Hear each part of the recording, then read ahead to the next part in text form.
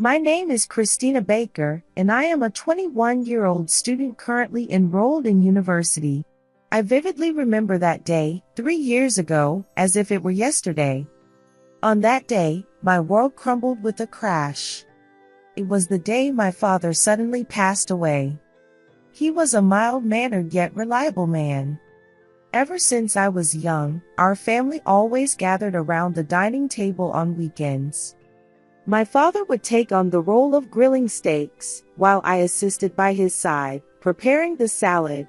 While cooking, he taught me many things: how to hold a knife, the best way to cut vegetables, and the secrets of managing the heat. Each of those moments was warm and peaceful. After our meals, the three of us would eat cake that my mother had baked, laughing over trivial stories and savoring the small joys of everyday life. Then, it became a ritual to help my father with the maintenance of his beloved car. He cherished a classic car from the 1970s and always took me for drives on weekends. The sound of the engine and the feel of the wind as we drove with the windows down were my greatest joys. However, everything changed abruptly when my father passed away. My mother, engulfed in grief, and I began living quiet days alone. She went out less often and didn't seem to go out with friends or even on dates. That's why what happened next struck me like a bolt from the blue. It occurred on a day when I came home after finishing a university lecture. As I opened the door, I was stunned to see an unknown man sitting in the living room. He was a large white man, slightly older than my mother, sporting a stubble and arrogantly reclining on the sofa. Next to him, my mother sat with a tense expression. "Christina, let me introduce you. This is George, my new husband," she said. Despite hearing her words, I couldn't believe it. How had they become so close? I had never even seen them dating. Completely uninformed, I was plunged into emotional chaos. But the shocks didn't end there. These are George's sons. The eldest, Wesley, the middle, Ryan, and the youngest, Aaron, she continued. The three young men standing in the corner of the living room glanced at me briefly, then looked away disinterestedly. Wesley fiddled with his smartphone, Ryan stared blankly at the wall, and Aaron pulled a dog by its collar to sit on the sofa. A new family? That must be a joke. As I stood there lost for words, George stood up and said gruffly to me, "This is our home from today. Please treat it with respect." At those words, I felt a tightness in my chest. This was the home my father had left for me, a place irreplaceable to me. The days that followed were hellish. George began to act as if he owned the house. He changed the layout at will, moved furniture around, and even demanded a major renovation, saying, "This house has bad taste. It needs a simpler decor." This decor was something my mother and I had chosen after my father's death. My mother said nothing and just went along with his wishes. When I objected, I was curtly told, children should not interfere. One evening, as we were eating dinner, I mentioned wanting to eat a cake baked by my mom. George immediately snapped, "Don't bring up such sickly sweet things. Bring me some liquor instead." My mother seemed a bit bewildered but appeared unable to defy George. The final straw was about my father's beloved car. One day, I realized the car was missing from the garage. Panicking, I searched around and confronted George, who nonchalantly declared, "Oh, that old car? I sold it already. It looked like junk to me." I was speechless. That car was a treasure filled with memories of my father. And to add insult to injury, George then demanded that I give up my room to one of his sons. Naturally, I refused, but he dismissively said, "Follow the rules if you want to stay in this house. If not, leave. You have no choice." Days passed, but my anger only grew. It was clear that George was under the mistaken impression that this house was his, but he wasn't the only one. His sons, my stepbrothers, also began to act as if they naturally belonged here, adopting an attitude of looking down on me. As I got to know the kind of people they were, my disdain for them only grew. The oldest among the stepbrothers was Wesley, who was 26 years old. He sported a stubble and was always dressed sloppily. He had dropped out of college and, without a proper job, often bragged about making money playing online poker. In reality, he was unemployed, spending his days with a beer in one hand and playing games. Whenever I entered the kitchen, he would demand a beer in a commanding tone. I ignored him, but if I ever tried to say anything, I would be dismissed with comments like, "You're just a freeloader in this house." Ryan, the middle son, was 24 and not as rude as Wesley, but his indifference was unnerving.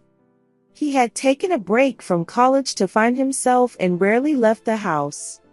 He spent most of his time locked in his room, and at night I could hear shouting and laughter through the walls as he played online games. He lived a nocturnal life and barely acknowledged me when we crossed paths. It was as if he didn't exist, yet his presence was definitely an annoyance. Aaron, the youngest at 22, had wasted his time since graduating from high school, neither studying nor working. Aaron spent his days lounging in the living room with the dog, Molly, or obsessively shooting TikTok videos on his smartphone. Whenever I passed by, he arrogantly ordered me to move out of his way, yet he had never once helped with the household chores. Instead, he freely used my father's speakers, blasting music and turning the living room into his personal club. When I pointed this out, he just sneered, "Don't act like my older sister just because you're younger. This is our house now, isn't it?" I can't count how many times his attitude nearly made me explode with anger. Watching Aaron, a 22-year-old with no sense of responsibility, just leeching off others, filled me with utter disgust. The main culprit behind this lawlessness was George. He claimed to be a craftsman, yet I never saw him working. Sometimes I would overhear him talking on the phone, and it mostly seemed like he was discussing how to borrow money or ways to swindle money from someone. Essentially, he had one reason for being here, to take it easy. They thought of this house as their own, treating me as if I were a lodger or a servant, expecting me to do all the housework and naturally give up space for them. George was blatantly hostile towards me. "How long do you plan to stay in that room? Give it up to Aaron. He's older than you." "This is my room. It has been since my father was alive," I replied. "I'm tired of hearing about your father," George scoffed. "Isn't it normal for families to help each other? You've had it all to yourself until now. It's time to give it up." "Family? You must be joking," I glared back. "Before you all came, this was my and my mother's home. You just showed up and started doing as you pleased. You have no right to speak of family." "What did you say?" George's face turned red with anger, but then my mother intervened. "George, stop it," my mother said in a quiet voice. But her eyes were filled with fear. I was shocked to see how completely she was under his control. George pointed his finger at me and said, "Listen, young lady. You have 24 hours. Pack your stuff and leave. This is our home now." His words made me shudder, but not from fear, anger. At that moment, I resolved everything. George and his sons didn't know, but I had used my father's inheritance to buy this house. Even my mother was unaware of this fact. I had just wanted to quietly protect this home, but I couldn't let these people do as they pleased. It was time to reveal the truth. I am the real owner of this house, and I decide who lives here. My counterattack was about to begin. I quietly returned to my room and pulled out a document from my desk drawer. My name was clearly written on it. It was the house purchase agreement. This was proof that I had bought the house with my father's inheritance after his passing. And I had made up my mind. This was my home, left to me by my father. I would not let anyone take it away. That night, I repeatedly checked the contract, unable to sleep until morning. I would make George, Wesley, Ryan, and Aaron realize this was not their place. I was about to put an end to their presumptions. The next morning, I woke up before my alarm.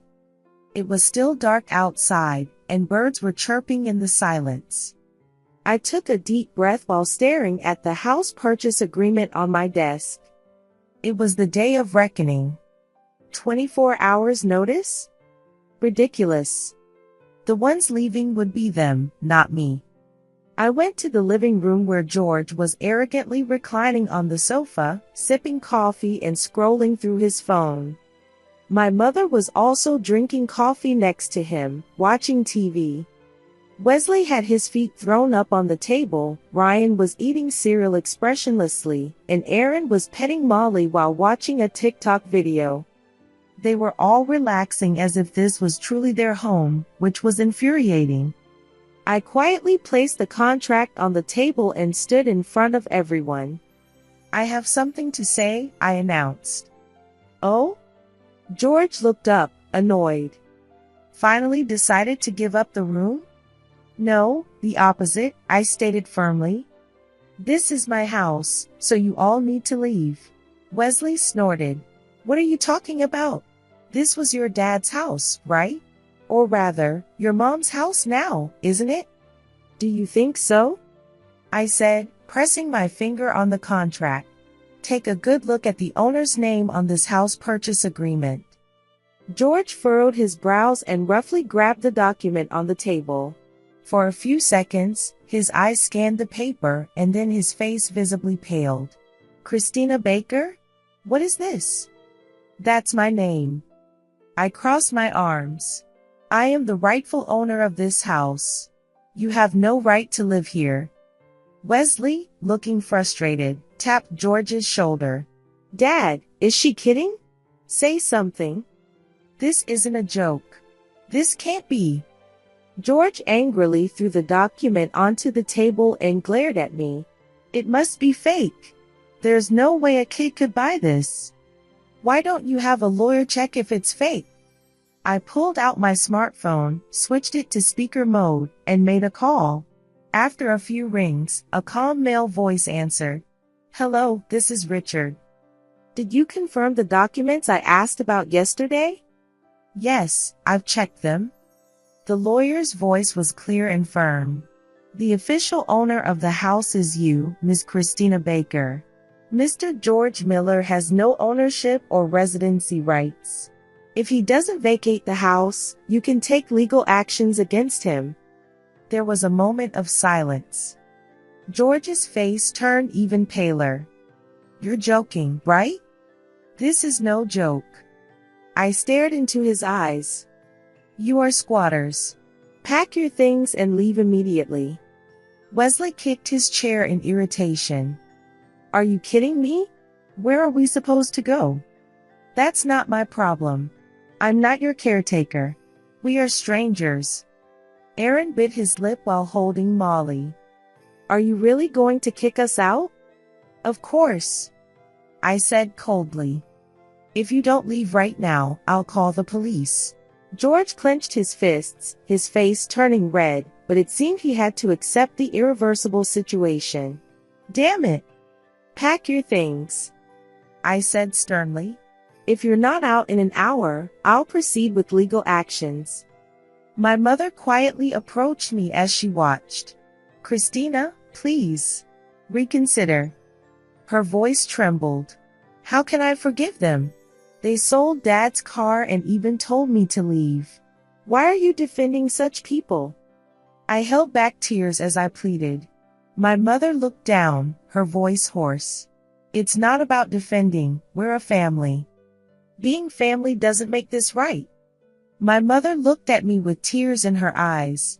But I had reached my limit. I can't stand it anymore. If even you can't accept that, you might as well go with George. My mother's eyes widened. What are you saying? I can't leave you. Then why do you ignore how I feel? My voice shook. My mother started to say something, then bit her lip and fell silent. I turned away from her without saying another word. George and his sons, though complaining, began gathering their belongings. Wesley roughly closed his suitcase, Ryan silently packed his computer, and Aaron picked up Molly's leash. George glared at me until the end, but eventually seemed to give up, dragging his suitcase toward the front door. Remember this, you brat. You too. I smiled. Never cross my threshold again. The door slammed shut, and silence enveloped the house. The long battle was over. I took a deep breath and finally relaxed my shoulders. Returning to the living room, my mother was sitting on the sofa, holding her head. Her shoulders seemed to tremble slightly. Christina. Her voice was trembling. I looked at her silently. I'm sorry, she said tearfully. I truly am sorry for putting you through such a terrible ordeal. I remained silent for a while. Regret and guilt were evident on her face. However, I was not ready to forgive her so quickly. The fact that she brought her new husband and his children into our home without asking was not just a minor oversight. These people were strangers to me, and having them suddenly invade my space was more than I could bear. Moreover, what was most painful was the fact that my mother ignored my feelings to accommodate them. Despite my deep commitment to family bonds, I felt as though my mother had left me behind. It was not something I could simply accept and move on from. I looked out the window where a clear blue sky stretched wide. I had reclaimed my home. Now, I was ready to start a new life on my own terms. The house was remarkably quiet after George and his sons left. The noise during their stay seemed like a lie, and now the silence felt like the calm after a storm. Yet, my heart was still restless. I couldn't let things end this way. George and his sons had merely left, without understanding the gravity of their actions. Plus, there was always the possibility they might try something again. I needed to take the final step to protect this house and my life. I took out my smartphone and contacted my lawyer, Richard, once again. The call connected, and I heard his composed voice. Ms. Baker, what can I do for you? I have a request, I said with determination. Please send George and his sons a formal eviction notice. I also want to apply for a restraining order to ensure they don't come near this house again. Is it possible to do that even though their whereabouts are currently unknown? I understand. I'll use the postal items Mr. Miller has used as clues to find their new address and proceed with the arrangements immediately. If you feel uneasy about anything, please contact me right away. Thank you, I responded. After ending the call, I exhaled deeply. A few days later, Richard located George and his sons, and the documents for the formal eviction and restraining orders were sent to them. Thanks to my lawyer handling all the procedures, legal preparations were made to keep them away from the house. As expected, George called me furiously. Christina, do you realize what you've done? You think you can get away with treating us like this? All I'm doing is protecting my home, I replied calmly. You have no right to live in this house, nor to demand anything from me. If you contact me again, I will report you to the police. You damn brat. George cursed and hung up. But I was not afraid of anything he said. I had managed to drive them away and protect my position legally. I had a lawyer on my side, and more importantly, I was the owner of the house. No matter what they said or did, they had no part in my life anymore. One day, my mother hesitantly knocked on my room door. Christina, may I come in? What is it? She gently opened the door and entered. She looked much more worn than before. I sat on the edge of my bed and watched her. Her voice trembled. George may have been a terrible person, but What about you? I faced her directly. You never listened to my opinions. You didn't even tell me you were getting married. You suddenly brought those people home, and then I was told to leave? My mother looked down. I'm sorry. Why did you remarry with someone like George? I vented my pent-up emotions. We were living peacefully, just the two of us, after Dad died. Yet, you remarried that man without saying anything. She clasped her hands on her lap, her voice feeble. I was lonely. I gasped. She continued. Ever since you started college, I've been alone at home. I had no friends, and I had quit my job, so there was no reason for me to go out. That's when George approached me. But you knew what kind of person he was, right? I knew. But his kindness distracted me from my loneliness. I felt it was wrong many times, but I was scared of being alone. Tears fell from her eyes. I was speechless. I deeply regret hurting you. I don't know if you can forgive me, but please, I want to start over. I'm thinking of divorcing George. I gazed intently at my mother's face. She seemed almost like a different person, worn and frail, yet her eyes unmistakably conveyed regret and love. Still, I wasn't ready to fully forgive her just yet. I need time, I said quietly. I understand how you feel, Mom, but it's impossible to go back to how things were right away. My mother nodded slowly as she wiped away her tears. Thank you, Christina, she said. I looked out the window. George and his sons were gone. I had protected this house. And now, I am about to take a new step forward. This is my life. I won't let anyone take it from me again. Weeks had passed since George and his sons had left the house. The living room, once cluttered and chaotic, was now completely restored to its original state. I had disposed of all the junk they brought in and returned my father's cherished photographs and memorabilia to their rightful places. The unpleasant atmosphere that had lingered in the living room was gone, and the whole house seemed to have regained its original tranquility. However, I hadn't completely sorted out my feelings yet. Since that day, my conversations with my mother had been minimal. She looked remorseful every day and kept her distance from me. I didn't try to force conversations. Right now, both of us needed time. One day, upon returning home from university, I found an envelope in the mailbox. It was from Richard. My heart skipped a beat as I opened it. Inside was a letter updating me on George and his sons. Mr. George Miller and his sons are currently living in a motel. It appears he has been in debt for some time, and his attempt to acquire your house was likely a means to settle those debts. The formal eviction order and restraining order have been accepted by the court, and if they attempt to contact you again, you can immediately report them to the police. I took a deep breath. They had tried to take over my home just to pay off George's debts. The thought that these three stepbrothers were the same, with Wesley still unemployed, Ryan immersed in online games, and Aaron unable to pay for the motel and fighting with George, didn't concern me anymore. The next morning, I went to the garage. There, my father's beloved car stood quietly.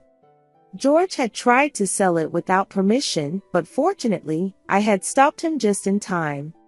I gently touched the hood, reminiscing about the memories with my father, the sensation of speeding along, his smiling face, all came vividly back to me. I started the engine, and the low rumble resonated through my body. As I gently pressed the accelerator, the sound of the engine was comforting. This sound was a memory of my father. Gripping the steering wheel, I slowly drove out of the garage. As I drove, the scenery changed, and the expansive blue sky caught my eye. I opened the window, felt the wind, and took a deep breath. I felt the heavy burden that had been accumulating in my heart gradually dissipate. With this car, a keepsake from my father, I was driving toward a new life. That evening, when I returned home, my mother was in the kitchen. It had been a long time since she cooked. The table was set for two. When she noticed me, she smiled a little. "Would you like to eat together?" I hesitated but looked into her eyes and nodded. As we sat down, she awkwardly started. "Thank you." "For what?" I asked. "For protecting this house. And for not abandoning me," she said, tears welling up in her eyes. "I still regret trying to drive you out that time. But having you here truly saved me." I nodded quietly. "I just want to protect this house. I don't want our memories of Dad to be destroyed." My mother looked down and wiped away her tears. "From now on, I want to start over, just the two of us. It might take time, but I want us to be a family again." I was silent for a while, then I smiled slightly. Little by little, she smiled tearfully, and we began our meal quietly. That night, I picked up a photo of my father and smiled softly. "Dad, I've finally taken back our house." Outside the window, stars twinkled in the night sky. I took a deep breath and made a promise to myself. I will never let anyone take my place again. And so, I had taken a new step forward.